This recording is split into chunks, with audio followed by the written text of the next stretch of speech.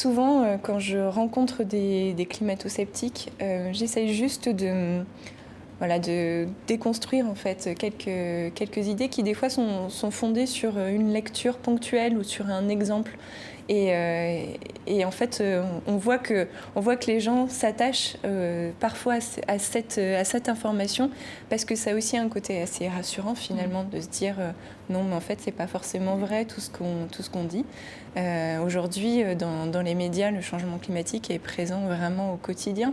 Donc là, c'est un autre exemple catastrophique, mais des exemples comme celui-ci, il y en a beaucoup, il y en aura de plus en plus. Et clairement, voilà, c'est assez difficile à porter, oui.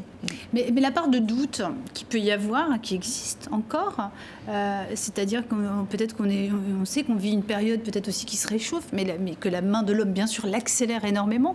Cette part de doute, vous l'entendez? Vous dites non, c'est des théories qui sont complètement passées, dépassées, qui n'ont plus lieu d'être. Oui. Non, ça n'a plus lieu d'être et il n'y a aucun doute, en fait. Dans la communauté scientifique, quasiment 100% des scientifiques sont d'accord pour dire qu'il y a un réchauffement climatique.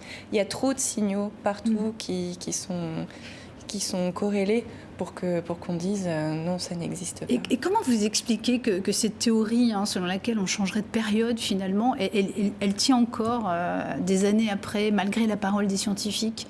Parce que c'est trop compliqué pour les gens d'admettre une bonne fois pour toutes qu'ils sont responsables du réchauffement climatique?